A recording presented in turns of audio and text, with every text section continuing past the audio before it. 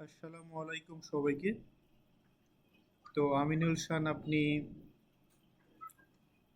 গতকাল অর্থাৎ 6-7-2026 June July শিডিউলে GMT exam দিয়েছেন এবং 250 মার্কের মধ্যে 221 মার্ক পেয়েছেন।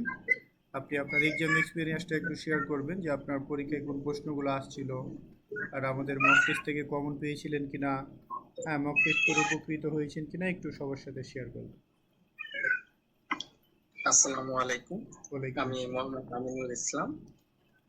সর্বপ্রথম আমি মহান আল্লাহর নিকট কৃতজ্ঞতা জ্ঞাপন করছি এবং রাসূল সাল্লাল্লাহু আলাইহি সাল্লামের প্রতিও ধন্যবাদ জানাচ্ছি। আর এছাড়াও সেন্সি আপনাকে বিশেষভাবে ধন্যবাদ জানাচ্ছি। কারণ এর আগে আমি একবার পরীক্ষা দিয়েছিলাম, ২ বার পরীক্ষা দিয়েছিলাম সেন্সি। আপনাকে আমি আমার আচ্ছা আচ্ছা। রেজাল্টের স্ক্রিনশটগুলো পাঠিয়েছিলাম। হ্যাঁ আ হ্যাঁ। তো প্রথমবার সেন্সি আমার রেজাল্ট আসছিল ১৭২ এবং পরবর্তীতে আমার রেজাল্ট আসছিল ১৬২। মানে প্রথমবারের চেয়েও খারাপ। আমার মূল দুর্বলতা ছিল সেন্সি আমি এক্সপ্রেশন পার্টে খুবই দুর্বল ছিলাম। আর রিডিং পার্ট আমার পড়তেই ইচ্ছা করতো না। আচ্ছা আচ্ছা। একদমই পড়তেই ইচ্ছা করতো না আমার। আ সত্যি বলতেছি সেন্সি। তো এতটা অনীহা ছিল রিডিং পার্টের প্রতি। আ হ্যাঁ হ্যাঁ। আমার এমনিতে সেন্সি আমার ১ম বইটা, ২য় বইটা, ৩য় বইয়ের ১৬ নাম্বার অধ্যায় পর্যন্ত শব্দার্থ পড়েছিলাম। আচ্ছা আচ্ছা। ভালো করে মুখস্থ ১০ অধ্যায় পর্যন্ত ৩য় বই অর্থাৎ জেড বইয়ের সেন্সে। আচ্ছা আচ্ছা। আর জি, আর এক্স বইয়ের আর ওয়াই বইয়ের গ্রামার গুলো খুব ভালোভাবে পড়েছি, এক্সপ্রেশন গুলো খুব ভালোভাবে পড়েছিলাম। আর সবচেয়ে মজার কথা সেন্সে আমি আপনার এখানে অ্যাডমিশন নেই গত এই মাসের গত মাসের ৭ তারিখে। তো আচ্ছা আচ্ছা। আমি আপনার কাছ থেকে সম্ভবত মক টেস্ট ১২ থেকে ১৯ পর্যন্ত ক্লাস হুম। করেছি। আর ওই পাশে সম্ভবত ২৯, ৩০, ৩১, ৩২ এই ৩ টা ক্লাস আমি করেছি। আচ্ছা এর আচ্ছা। মধ্যেই স্যার আমার ভিতরে ডেভেলপ হয়ে গেছে। আমি যখন ১ম এ মক টেস্ট গুলো দিতাম আমার ১০০ আ হুম। ৭০, ৭৫, ৮০ র উপরে উঠতো না। কিন্তু আচ্ছা আচ্ছা। লাস্ট আমি গতকালকে এবং এর আগে মানে আপনার ক্লাসগুলো করার পরে আমি দেখছি আমি যখন ২১ নম্বর মক টেস্ট দিয়েছি আমার ২২১ না ২৩৯ এর মতো আসছিল। তারপরে আপনার ৭ নাম্বার মক টেস্টে আমি গ্রুপে দিয়েছিলাম। আচ্ছা আচ্ছা। এমনই ছিল ২৩৯ এর মতো। তো আমি তখন একটু কনফিডেন্ট পাই। কারণ আমি যেই মক টেস্ট গুলোই দিচ্ছিলাম আপনার ওইখানে যে দেখছি আমার বড়জোর একটা ভুল হইছে এক্সপ্রেশন পার্টে বা অনেক সময় ভুল হয়ই নাই। রিডিং এও এমন ২ টা ভুল হইতো। আর আচ্ছা আচ্ছা। লিসেনিং মাশাআল্লাহ বুঝতাম। কিন্তু বেশিরভাগ আমার সমস্যা হতো যে ভোকাবুলারিতে অনেক সময় যে কাঞ্জিগুলা বুঝতাম না। আমি পরীক্ষার হলে যাওয়ার আগে জাস্ট জেড বইয়ের কাঞ্জিগুলো আমি খুব ভালোভাবে দেখে গিয়েছিলাম সেন্সেই। আচ্ছা আচ্ছা। আহ, জি। আর এছাড়াও সেন্সে আমার পরীক্ষার হলে যা কমন আসছিল বিশেষ করে আমার ওই যে স্ক্রিপ্ট অ্যান্ড ভোকাবুলারিতে ১০০%। এর মধ্যে তানাকা মানে তাকের একটা চিত্র আসছিল, তারপরে সম্ভবত বিয়ের একটা চিত্র আসছিল, হ্যাঁ আর হ্যাঁ। একটা আসছে যে কাওয়াই, হ্যাঁ এরকম সুন্দর একটা মানে এটা হচ্ছে ইসের আপনার জুতার, হ্যাঁ জুতার একটা পিকচার আসছিল। আচ্ছা আচ্ছা। আর কাঞ্জি আসছে সেন্সেই বেনকিউ শিমাস মানে বেনকিউর ওই কাঞ্জিটা আছে। আর সেনসু আমি ভেবেছিলাম হয়তো আমাকে জেড বইয়ের থেকে দিবে কারণ ওই বইটা হুম আমি হুম। খুবই দুর্বল ছিলাম কাঞ্জিগুলা, কিন্তু এটা ২ নাম্বার বই ১ নাম্বার বইয়ের থেকেই দিয়েছে সেন্সে। আচ্ছা আচ্ছা। আর এক্সপ্রেশন পার্ট এসেছে আমি বলবো যে আমার ৯১% আসছে, সম্ভবত একটা ভুল হয়েছে ওইটা আমি লাস্টে কনফিউজ ছিলাম মনে হয়। হ্যাঁ হ্যাঁ। তো আমি যে কটা করছি আপনার ওই মক টেস্ট থেকে আসছে সেন্সি। আচ্ছা আর আচ্ছা। আমি যখন পরীক্ষার হলে ঢুকবো আপনি আপনার এই যে জুন জুলাই জেএফটি যে ব্যাচটা আছে গ্রুপটায় হ্যাঁ আপনি হ্যাঁ। বাইজিৎ খানের ২ নাম্বার বইয়ের এক্সপ্রেশন একটা ইয়া দিছিলেন, পিডিএফ দিছিলেন সলভ। আমি হ্যাঁ তো হ্যাঁ। এমনিতেও পড়ছিলাম আর ওইটা আমি একবার জাস্ট চোখ বুলিয়ে গেছি sensei। আচ্ছা আচ্ছা। ঠিক আছে, তো আমার এটা থেকে খুবই উপকৃত হয়েছি। আর লিসেনিং সেন্সে আমি যদি বলি আমার আগে লিসেনিং ছিল খুবই দুর্বল। আমার ৬০ ৬০ ৬৬ আসতো, আমি এর আগে যে ২ বার পরীক্ষা দিয়েছি হ্যাঁ এবার হ্যাঁ। ইনশাল্লাহ ৯১% আসছে সেন্সে। আচ্ছা কারণ আচ্ছা। আমি ওই যে আপনি বলেছিলেন যে ইরোজুরির যে অনলাইন জাপানিজ কোর্স বা একটা ইয়ে আছে হ্যাঁ হ্যাঁ। ওয়েবসাইট আছে, ওইখান থেকে আমি প্রতিটা ভিডিও দেখতাম সেন্সি, বিশেষ আচ্ছা করে আচ্ছা। জেড বইয়ের 9 নম্বর অধ্যায় পর্যন্ত আমি ভিডিও দেখে গিয়েছি। হ্যাঁ তারপর আপনার সাজেশন ছিল যে আমি গ্রুপে পেয়েছিলাম যে জেড বইয়ের 2, 3, 4, 6, 8, 9, 12, 13, 16 এই কটা অধ্যায় খুব ইম্পর্টেন্ট। হ্যাঁ হ্যাঁ। তো কিন্তু আমি 9 পর্যন্ত করে গেছিলাম, তারপর হতাশ ছিলাম, কিন্তু আল্লাহর রহমতে আমার একটা করে লিসেনিং আসছিল প্রায় 6টার মতো। আচ্ছা আচ্ছা। প্রতিটাই আমি খুব বুঝতে পেরেছি, কারণ আগে আপনার কথা মতো নির্দেশনা মতো বাংলাটা দেখে নিতাম। বাংলা হ্যাঁ হ্যাঁ। দেখার পরে আমি চিত্রগুলা বা অপশন গুলো দেখতাম, দেখার পরে আমি ইয়া করছি sensei, মানে ভাই অডিওর উপর চালু করেছি। হ্যাঁ, ওইখানে বাংলাটা জি। কেমনে দেখতেন ভাই বাংলাটা? বাংলাটা হচ্ছে ইউর ল্যাঙ্গুয়েজ থাকে, দ্বিতীয় যেটা ওইখানে গেলে আপনার ইয়া লেখা থাকে যে একটা পুরুষ বা একটা মহিলার সাথে বা দুজন ব্যক্তির সাথে কথোপকথন হচ্ছে, পুরুষ লোকটি কি করবে বা মহিলা মানুষটি কি করবে, হ্যাঁ, এরকম অপশন দেওয়া থাকে।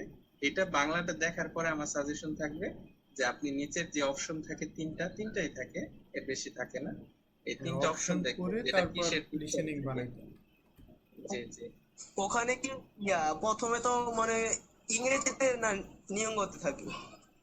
এটা ইংরেজিতে থাকবে সম্পূর্ণ, আপনার 4টা ভাষায় থাকবে। হ্যাঁ, যখন ইউর ল্যাঙ্গুয়েজে দিবেন, সম্ভবত ওই যে আপনার ওইটা হচ্ছে ভিয়েতনামি, আরো ইংলিশ, আরো বাংলা, আরো আরেকটা ভাষা থাকে। তো এখান থেকে আপনি শুধু বাংলাটা দিবেন। হ্যাঁ, এই। আর ভাই যে এক্সপ্রেশন পার্টটা যেটা বললেন ওটা কি তাই সেন্সের মক টেস্টের থেকে বের কমন আসছে ভাই আপনার সবগুলা? আমার সবগুলাই মক টেস্ট থেকে কমন আসছে। আমি বললাম না, আমি শুধু সেন্সের 12 থেকে 19 পর্যন্ত ক্লাসগুলো করছিলাম, আর ওই পাশে 29, 30, 31, 32 সম্ভবত এই 4টা ক্লাস করছি। আর নিজে নিজে গতকালকে রাত্রে 1 থেকে আমার 5 পর্যন্ত আগে করা ছিল, আমি 12 পর্যন্ত করছিলাম মক টেস্ট। এছাড়া প্রায় আমি মাঝখানে 10টা মক টেস্ট করি ভাই নাই। জেড বই আপনার রুমগুলো জেড আমি বই করতাম, কতটুকু করা ছিল? কিন্তু জেড বই, 90% আসতো। হ্যালো ভাইয়া, জি। বলছি জেড বই কতখানি করা ছিল? আমি জেড বইয়ের ভালো করে আমার 9 অধ্যায় পর্যন্ত পড়া ছিল, আর এরপরেও আমার শব্দ অর্থ জানা ছিল, কারণ এর আগে আমি পরীক্ষা দিয়েছিলাম, তো প্রায় 18 পর্যন্ত জানা ছিল, কিন্তু আমি রিভাইজ দিতে পারি নাই। ওই ধরেন কত ও, 10 অধ্যায় থেকে আপনার 18 অধ্যায় পর্যন্ত আমার 30% বা 50%-এর মতো ভোকাবুলারি মনে ছিল আর কি।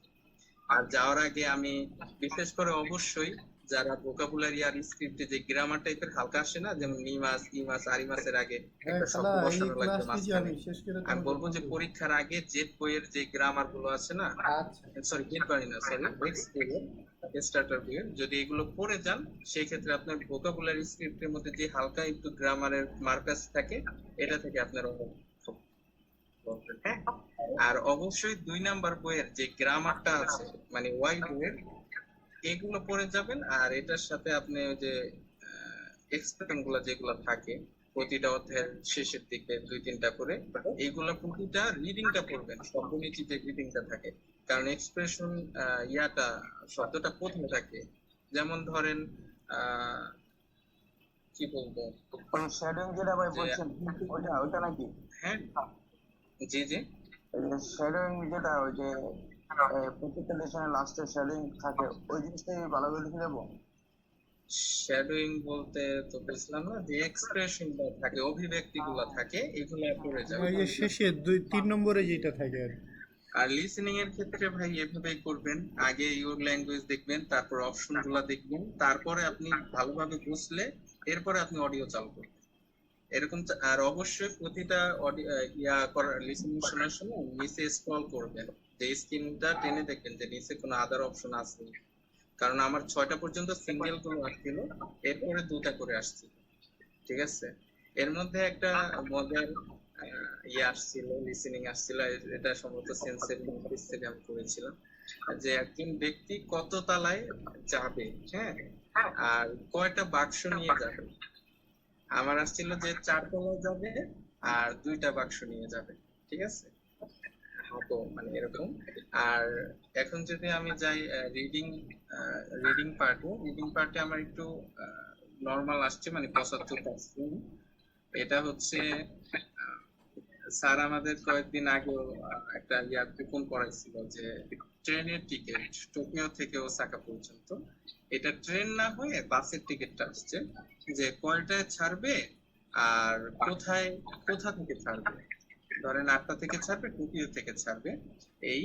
আর একটা সম্ভবত গতকাল বা পরশুদিন একটা পড়াইছিল যে একটা রাইস কুকার বা দেনশিরেঞ্জি বা মাইক্রোওয়েভ ওভেন যে কেনার পরে খুব বেশি একটা ব্যবহার করে নাই, ঠিক আছে, সে এখন এটা বিক্রি করতে চায়।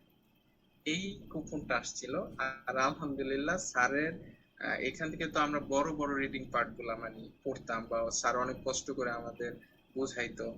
হ্যাঁ, এত বড় আমার কোনো ইয়ে আসে নাই, রিডিং পার্ট আসে নাই। আমার আসছে বড় জোর 5 থেকে 6 লাইনের রিডিং। আমার সবচেয়ে বড় যেটা আসছিল, যে বললাম যে একটা কুপনের মতো, যে একটা রাইস কুকার বিক্রি করবে, খুব বেশি একটা ব্যবহার করে নাই, এখন কত টাকা মূল্য দিতে হবে, যে দামে কিনেছিল না যে কিনবে তার ইচ্ছা মতো দিতে হবে। হয়তো আমি প্রথমটা বুঝতে পারছি যে এটা খুব বেশি একটা ব্যবহার হয়নি, ওইটা দিছি। মানে পরে যেটা, ওইটা আমি একটু কনফিউজ ছিলাম, কারণ এমন একটা কাঞ্জি ছিল, ওইটাই হিন্ট ছিল, আমার ওইটা একদমই মনে ছিল। তো ওইটা আর কয়েকটা হয়তো ভুল হতে পারে।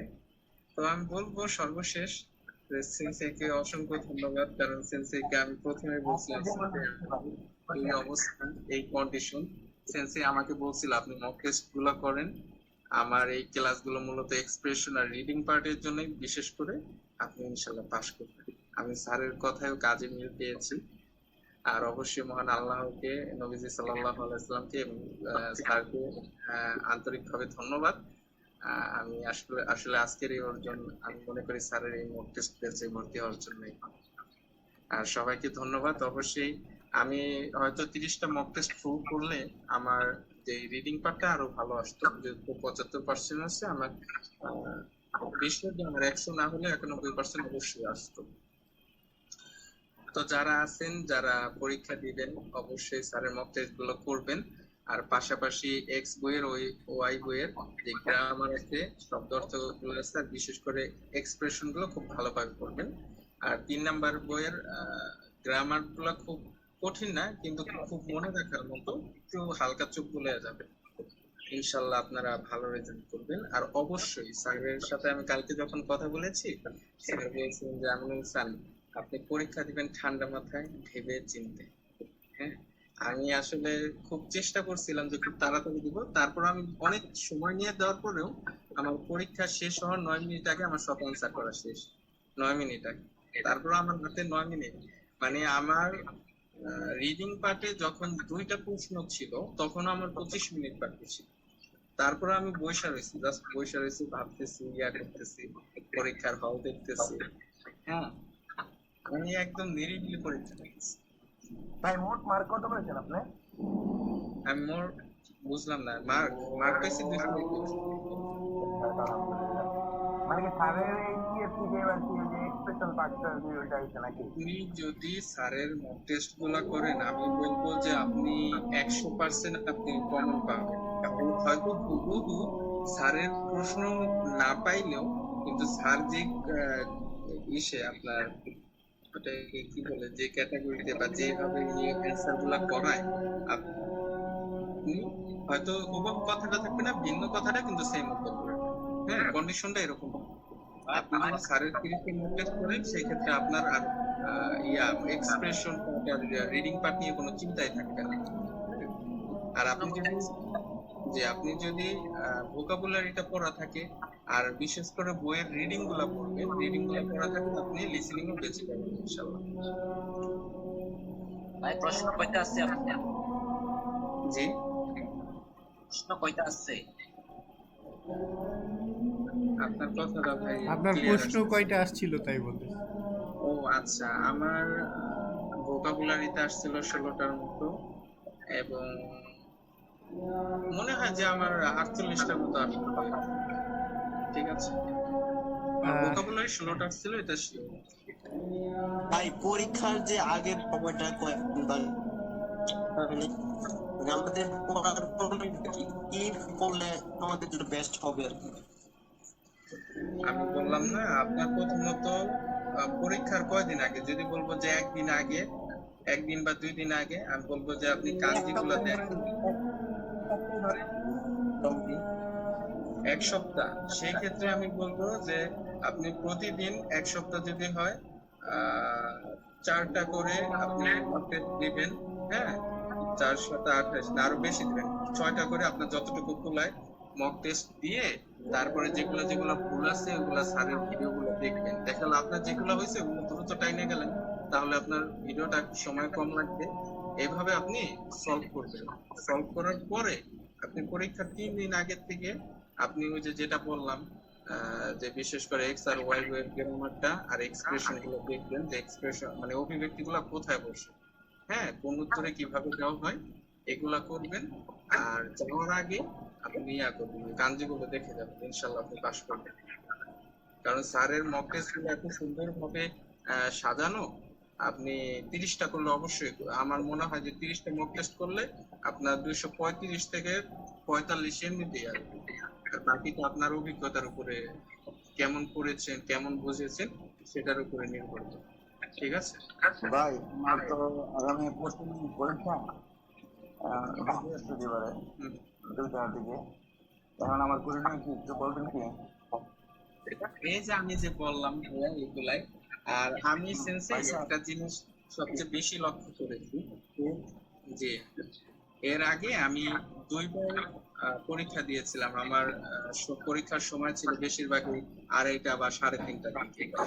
সকালে এবার দিয়েছি 10টার দিকে পরীক্ষা। সকাল দিকের যে প্রশ্ন প্যাটার্ন গুলা আমার মনে হয় যেগুলো সহজ আসে। আমার আরেকটা বন্ধু এর আগে পরীক্ষা দিয়েছিল, ও বলছিল ভাই যদি সকালবেলা পরীক্ষা দাও এগুলা একটু সহজ প্যাটার্নের আসে। তো এবার আমি দিয়ে বুঝেছি আসলে একটু সহজ প্যাটার্নের আসে। জি। আচ্ছা তো আসলে ঠিক ভাই, আছে, আমাদের অনেকেই পাস করতেছে, অনেকের কথাবার্তা সব শুনেছি, কিন্তু আপনার যে ইনস্ট্রাকশন গুলো এটা খুবই সুন্দর লেগেছে এবং খুব সুন্দর করে বলেছেন, এই জন্য আপনাকে ধন্যবাদ। আশা করি আপনি যেগুলো বলেছেন সেইগুলো যদি আমরা এই কয়দিনে ফলো করি, ইনশাল্লাহ আমরা সবাই পাস করব। অবশ্যই অবশ্যই আপনার 100%। বলার ধরন গুলো খুবই সুন্দর এবং যে যা বলেছেন এগুলোই right. Thank you very much. আচ্ছা ঠিক আছে, আমাদের ভিডিওটা বড় হয়ে যাচ্ছে। একটা প্রশ্ন ছিল। হ্যাঁ বলেন। যে বড় মানে ভাইটা যে বললো যে 2টার দিকে নাকি প্রশ্ন হার্ড আছে আর 10টা 11 মানে সকাল দিকে প্রশ্ন একটু নর্মাল আছে। কতটুকু সেন্স এটা মানে মানে আচ্ছা ঠিক আছে, এটা এই বিষয় নিয়ে পরে কথা হবে। তো আমিনুল শাহ কেউ আপনাকে বলতেছে আপনার যে সকালবেলা হাট আছে, কেউ বলতেছে বিকেলবেলা হাট আছে। এখন আসলে শিওর জানি না, আমি সকালবেলা পরীক্ষা দিচ্ছিলাম কিন্তু কোচিং মানে হাটই ছিল আর কি। আমি একবার পরীক্ষা দিচ্ছি। আচ্ছা ঠিক আছে, সবাই একটু মিউট করেন। সকাল বিকালে দেখার কিছুই নেই, যারা যেখানে পারে সেই সময় পারে পরীক্ষা তাদের ভালো হবে, ভালো পড়ে। আচ্ছা ঠিক আছে, আমরা শেষ করব, আমাদের ভিডিওটা অনেক লং হয়ে যাচ্ছে। তো আমিনুল শান আপনাকে অনেক অনেক ধন্যবাদ, হ্যাঁ, আমাদের সময় দেওয়ার জন্য। আর 221 মার্ক, অনেক ভালো একটা স্কোর নিয়ে পাস করার জন্য আমাদের সকলের পক্ষ থেকে আপনাকে অভিনন্দন। তো ঠিক আছে, আমাদের পরবর্তীতে কথা হবে ইনশাল্লাহ। হ্যাঁ, জি সেন্সেই, আপনাকে অসংখ্য ধন্যবাদ। আসসালামু আলাইকুম। ওয়ালাইকুম আসসালাম। দোয়া করবেন সেন্সেই যাতে হ্যাঁ আমি আর ইনশাল্লাহ, পরবর্তী হ্যাঁ স্টেপগুলো ইনশাল্লাহ, খুব দোয়া রইল ভালোভাবে পরবর্তীতে যেন দ্রুতই জাপানে যেতে পারেন। তো ঠিক আছে ইনশাল্লাহ, কথা হবে আমাদের।